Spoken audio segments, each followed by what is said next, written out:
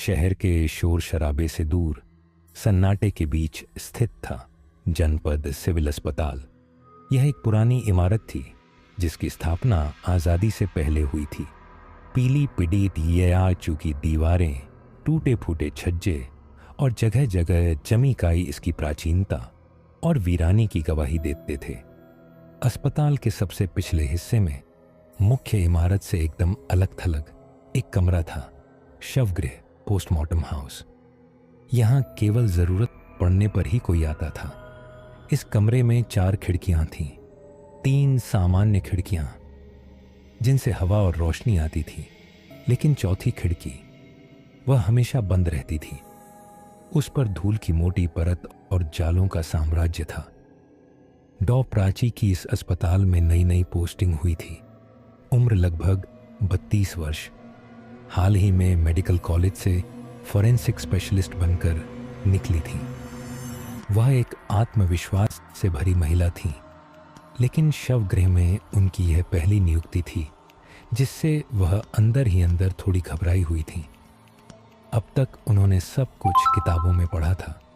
असली लाशों और मौत के सन्नाटे से उनका पाला पहली बार। शवगृह में उनकी मुलाकात रघु से हुई। रघु पिछले 30 सालों से यहाँ सहायक था। सफ़ेद एप्रन, झुकी हुई कमर और चेहरे पर हमेशा एक चेतावनी भरी गंभीरता। उसका शरीर कमज़ोर था, पर आंखों में अनुभव की गहराई थी। शवगृह में सब कुछ उसी की देखरेख में होता था। वहाँ एक और वार्ड बॉय था, अजय। वह थोड़ा लापरवाह और चंचल स्वभाव का था। काम में तेज था, लेकिन अक्सर नियम तोड़ देता था। नर्सों के बीच वह लोकप्रिय था, पर कभी कभी उसका उत्साह उस पर भारी पड़ जाता था। अस्पताल का संचालन डीन घोष करते थे, 60 के पार, सख्त प्रशासक, लेकिन अंदर से बेहद संवेदनशील। वह पुराने जमाने के व्यक्ति थे और मानते थे कि दुनिया में कुछ चीजें तर्क से परे होती हैं। रात की ड्यूटी की जिम्मेदारी सीनियर नर्स कविता के पास थी। वह तेज तर्रार और सतर्क थी, लेकिन शवगृह के पास ज्यादा देर रुकना उसे भी पसंद नहीं था।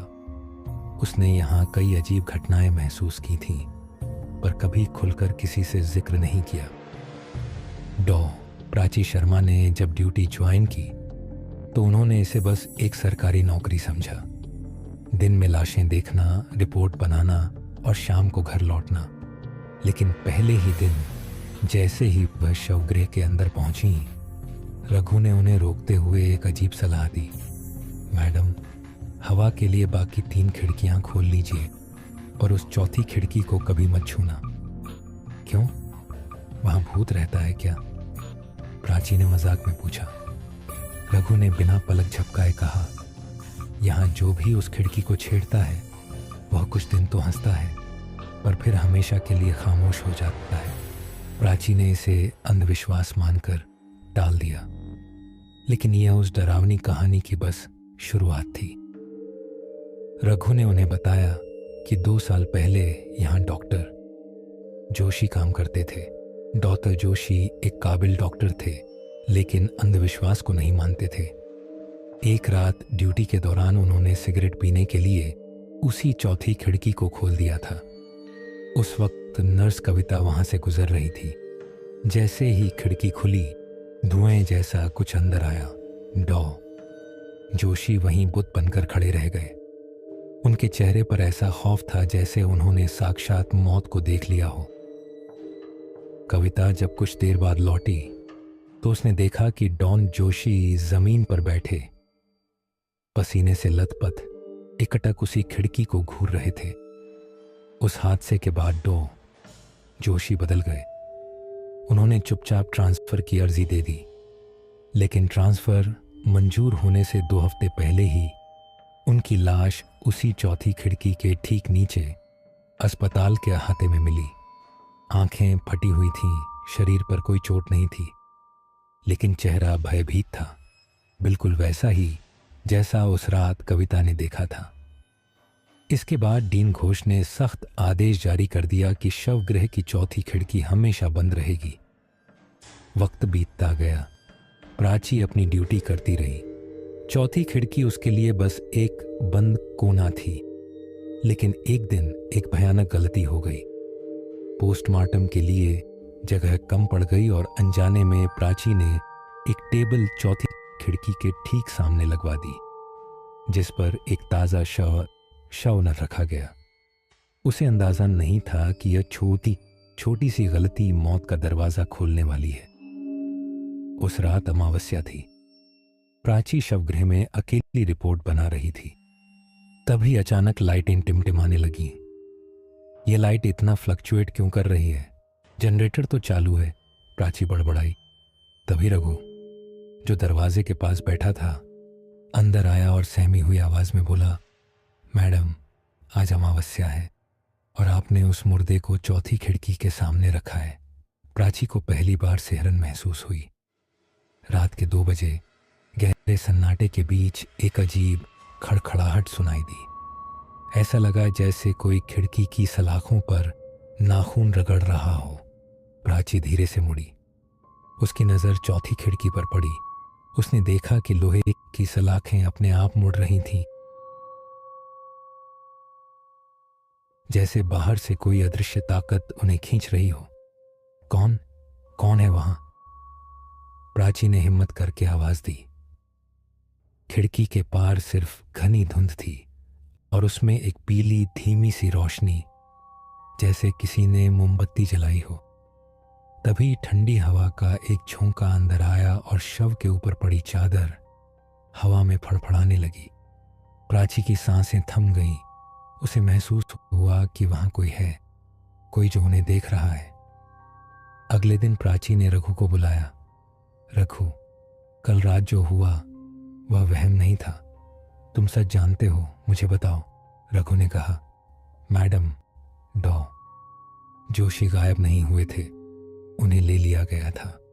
उस खिड़की के नीचे एक साया है, जो उसे छेड़ता है उसे तकलीफ मिलती है। जवाब पाने के लिए प्राची सीधे डीन घोष के पास गई। डीन ने गहरी सांस ली और बताया, 8 साल पहले एक केस आया था, निधि नाम की एक लड़की का। उसका रेप करके बेरहमी से हत्या कर दी गई थी। उसका चेहरा इतना बिगड़ा हुआ था कि परिवार पैसे देव पहचान नहीं सका। बिना अंतिम संस्कार के उसकी लाश को लावारिस समझकर उसी खिड़की के नीचे रख दिया गया था। अगले ही दिन ड्यूटी पर मौजूद डॉक्टर गायब हो गई। बस उसके खून से सनी चप्पल और बेल्ट उस खिड़की के नीचे मिली। तब मुझे एहसास हुआ कि निधि की आत्मा न्याय और मुक्ति के लिए भटक रही है। कहानी जानकर प्राची सन्ने रह गई। वह समझ गई कि यह खिड़की ईंट पत्थर की नहीं, बल्कि एक दर्द की राह है। लेकिन मुसीबत अभी टली नहीं थी। वार्ड बॉय अजय को इस कहानी की गहराई नहीं पता थी। एक रात सफाई करते वक्त उसने देखा कि चौथी खिड़की पर बहुत धूल है। उसने कुंडी खोली और झाड़ू से जाली साफ करने लगा। जैसे ही उसने जाली छुई, एक तेज करंट उसके शरीर में दौड़ गया। बाहर कॉरिडोर में खड़ी नर्स कविता को एक दिल दहला देने वाली चीख सुनाई दी। वह भागती हुई अंदर आई। अजय फर्श पर पड़ा था, मरा हुआ। उसकी आंखें फटी हुई थीं और मुंह चीखने की मुद्रा में खुला रह गया था। कविता ने खिड़की की ओर देखा तो वहां लाल साड़ी में एक धुंधली आकृति दिखाई दी, जो अगले ही पल हवा में विलीन हो गई। अजय ने वही गलती की थी जो जोशी ने की थी। अब प्राची ने ठान लिया था कि इस सिलसिले को रोकना होगा।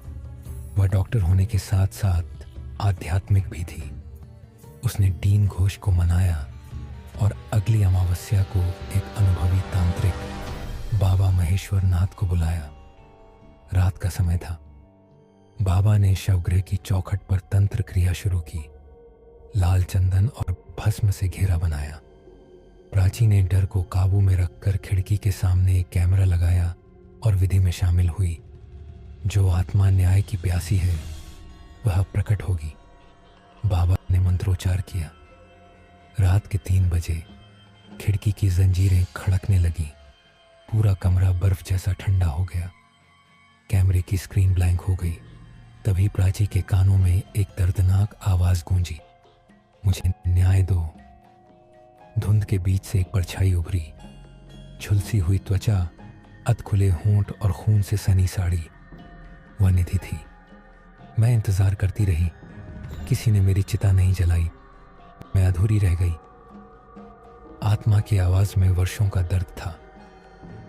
प्राची की आंखों में आंसू आ गए। उसने हाथ जोड़कर कहा, मैं तुम्हारा अंतिम संस्कार करवाऊंगी, तुम्हें मुक्ति मिलेगी, यह मेरा वादा है। बाबा ने मंत्र पढ़ते हुए खिड़की पर भस्म फेंकी। एक तेज चीख गूंजी और फिर सब शांत हो गया।